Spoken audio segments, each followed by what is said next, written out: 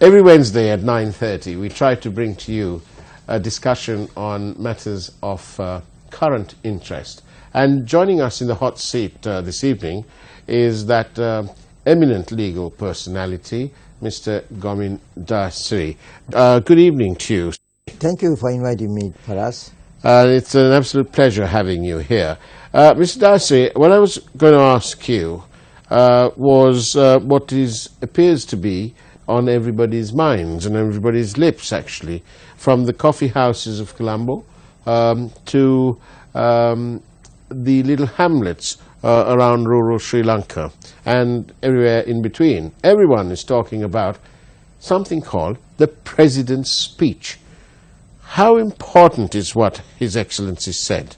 Indeed, bizarre and bewildering, Faraz, because I think he's come out onto his own. Because all this time he was under the umbrella of the UNP.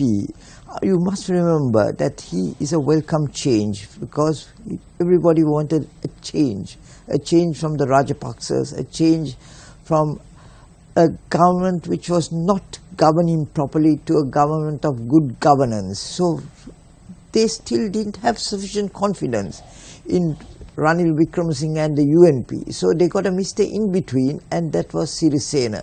But he came entirely with the backing of the UNP, and he was obliged to them. He was very servile to them. But now I think he has become his own man. He knows the presidential powers. He knows that he is a force to reckon with, and he's coming out openly, strongly, strenuously, and putting his policy into effect. So I think that has caught a lot of people surprised, because they thought so far he was completely under the umbrella or under the governance of the UNP. So I think in a short, if I may put it in a nutshell form, he's getting back to his old SLFP track, which is something different from the Rajapaksas and also different from the UNP. And that I don't think is appealing to the UNP whatsoever. They are shocked, they are absolutely horrified by what he's doing. Some would say that it's about time, and of course, as for being shocked and horrified, perhaps it's because there's so much of questionable and suspicious transactions and events that appear to have engulfed our nation, although the people of this country patently, clearly voted for a change for the better.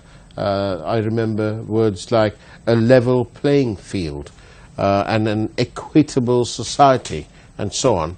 And do you think that the President, or it appears that the President has absolutely reached boiling point, and he's had no choice but to he's obviously tried the let's talk this through approach, but now he's wagging his finger at them.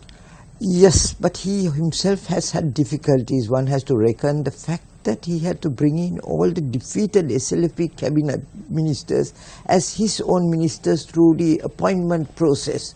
Now he, I think in that instance, kept very close to the Election Commission rules or the Constitution, where you can only bring people from your own party into the cabinet, and he had only defeated candidates whom he could trust. So for us, he has a problem, because when it comes to getting the vote, these are SLP votes that he has to attract, and the SLP will certainly in 2015, if they defeated candidate, I don't know in 2020 how that same defeated candidate now sitting under the in a Ranil Wickremesinghe cabinet can attract any SLFP vote. So he's going to start with a minus vote, except for himself.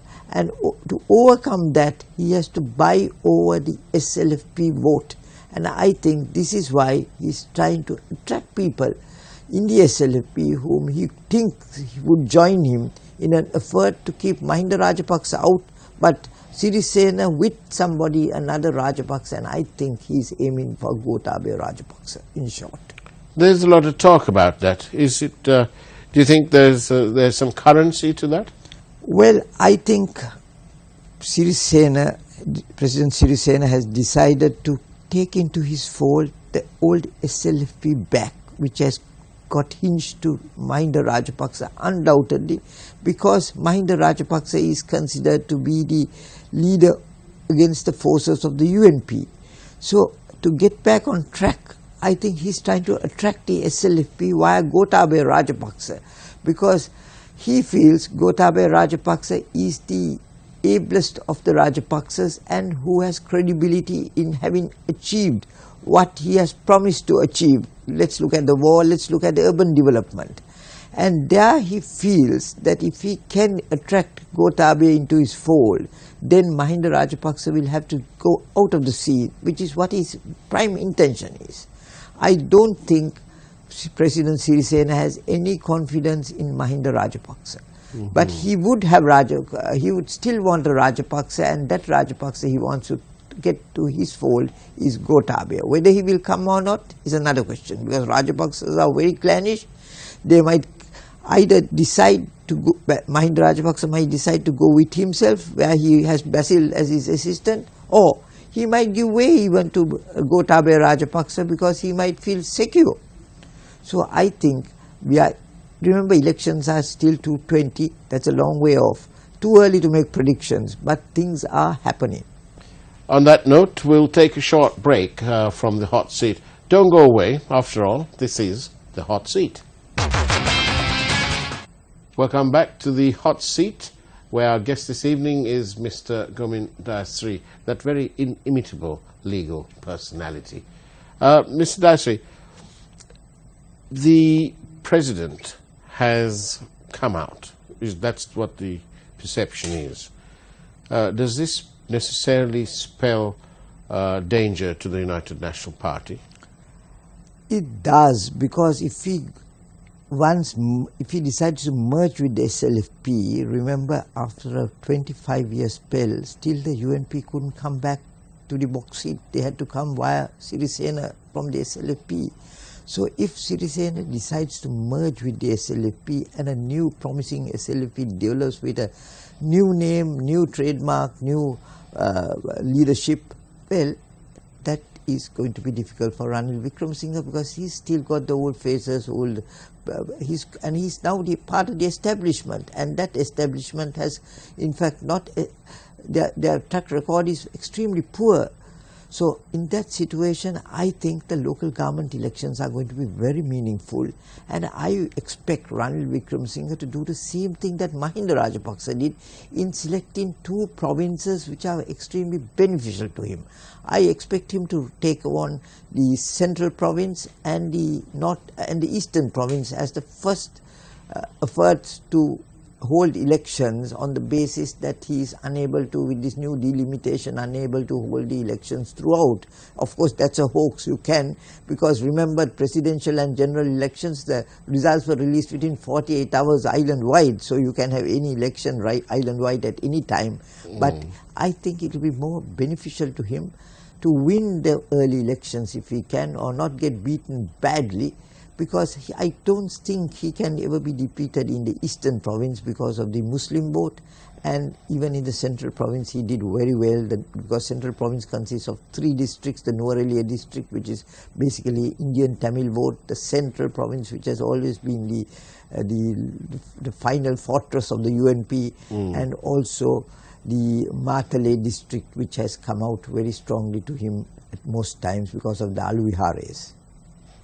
So basically, to put it mildly, the United National Party have got their work cut out then?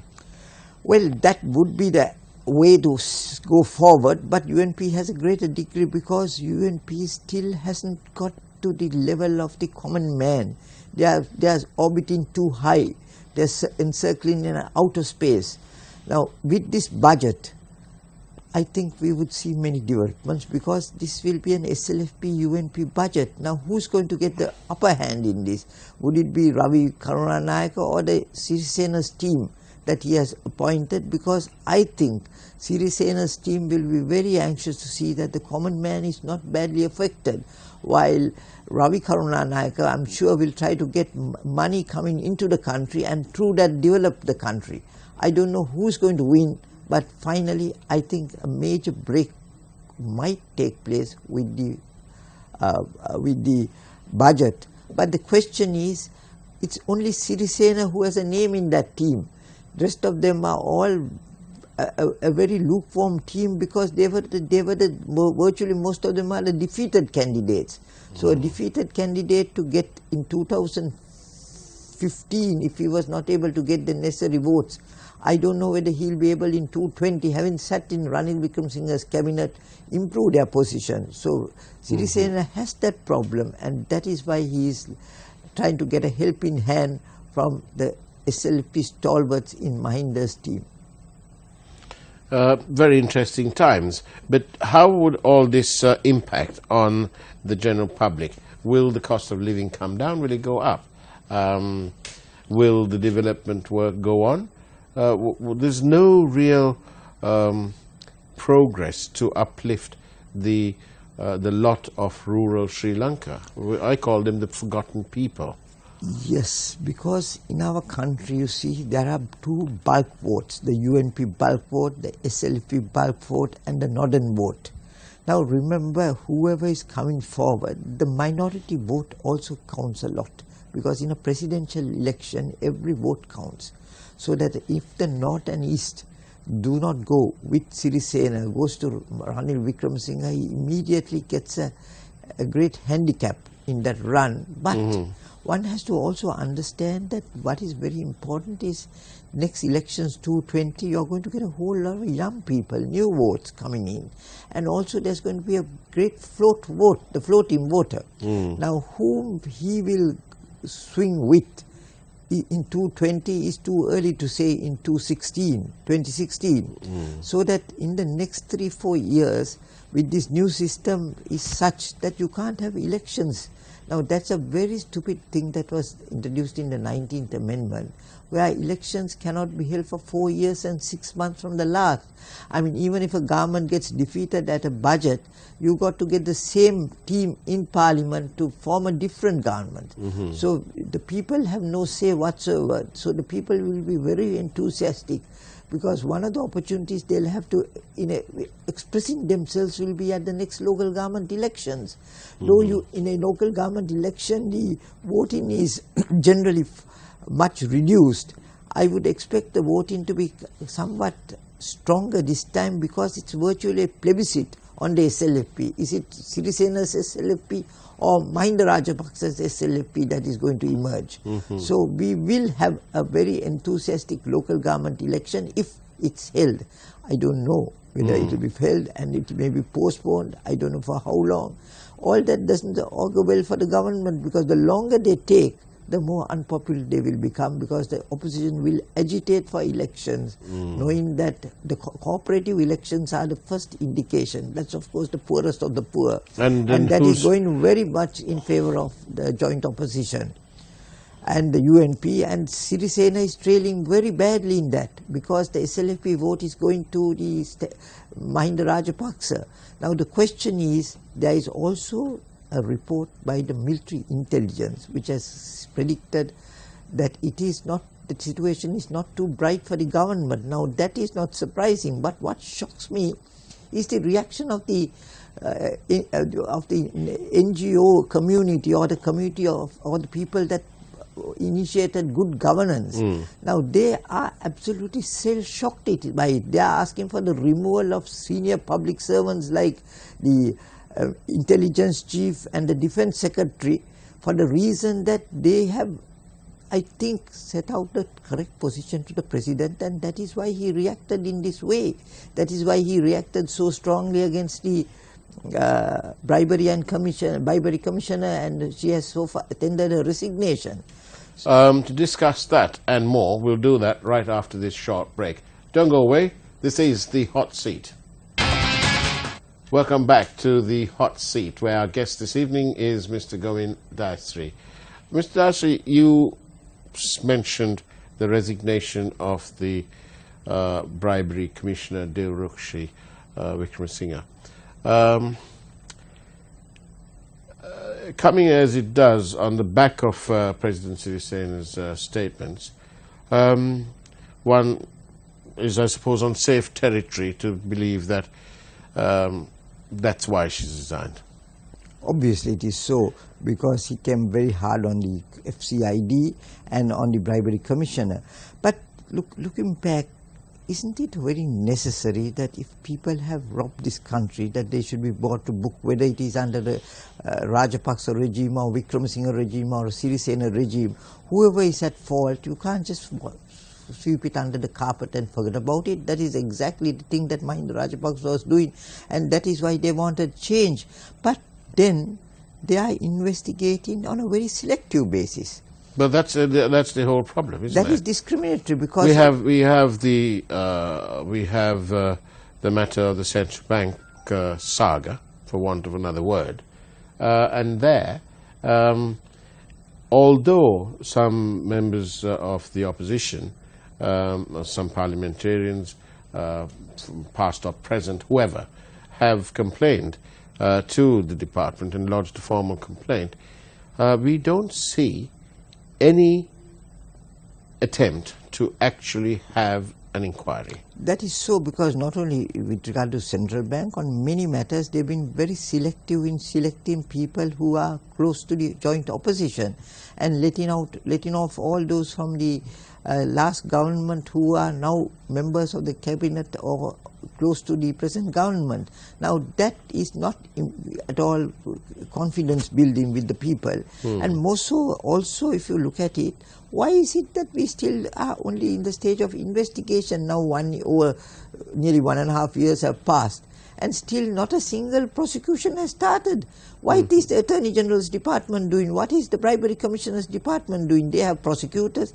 Why are they not going ahead presenting evidence, so that will be convincing to the people that there's material? Because at the moment it looks like a hoax, because you see people being paraded before the FCID, but nothing more. I mean, not a single... It sounds to me, Mr. Govind, that this is something almost tantamount to a criminal breach of trust position.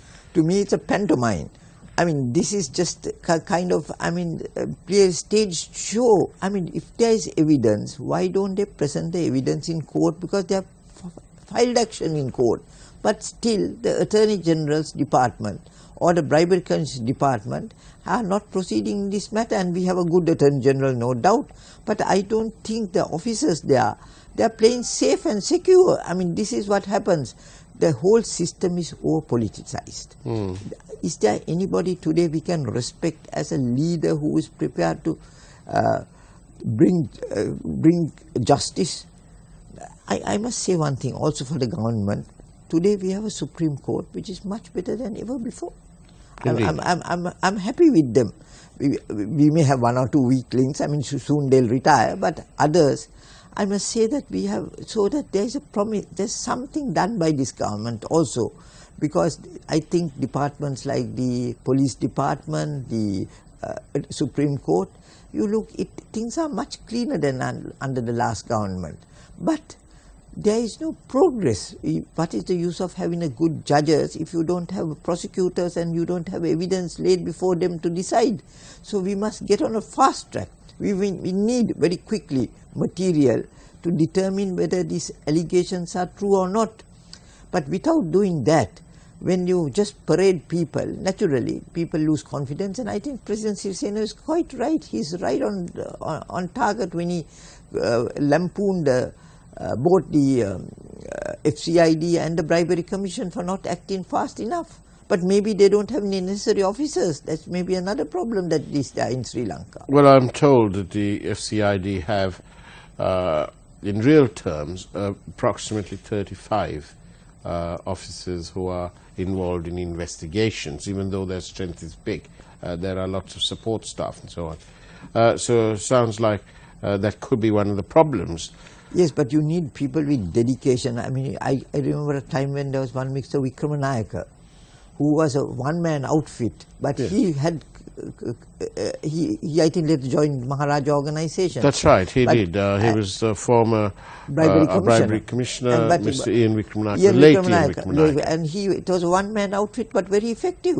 Indeed. So you don't need 35 people if you have one head who's effective and gets the job done. He did it, and the bribery came to a virtual halt at that time. Indeed, because people feared him. Yes, because you have to have the, I mean, that is why in a sense that the Filipino president is very effective. I mean, you must have law and order enforced, not merely law and order on paper or at seminars or discussions. It must be effective. Are you suggesting, Mr. Gomin, for a moment, that Sri Lanka's president follows a course of action similar to the president in the Philippines? I wouldn't go to that extent, because you have the rule of law must prevail.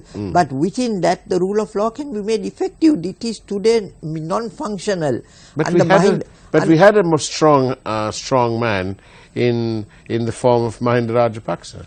Mahinda Rajapaksa was a strong man as far as terrorism is concerned. I think he's a great man. He will go down in history. But after 2009, it is the people who spoiled him. They called him a Maharaja or a king or a living goddess. But he began to believe it. He began to believe, and finally what happened is he was now twice defeated. Now I think it's... Isn't it time for him to hang up his boots and stand aside? I think he'll be much more respected as an elder statesman, and if he gives way, and I think the only Rajapaksa who has credibility today is Gotabaya Rajapaksa. But whether he is with the people, whether he's a politician, is a different question. Now maybe for us, you and I are not politicians, we'll be dismal figures as politicians. I don't know, he's a military man. But whether he will fit that role, but certainly one has to admit that the two operations he undertook, terrorism and urban development, he did a great and a wonderful job. Indeed. We must call a spade, and we can acknowledge those things. Finally, as we've got our last 30 seconds, Mr. Dasri, what's the report card like? How many out of 10? For this government? Yes.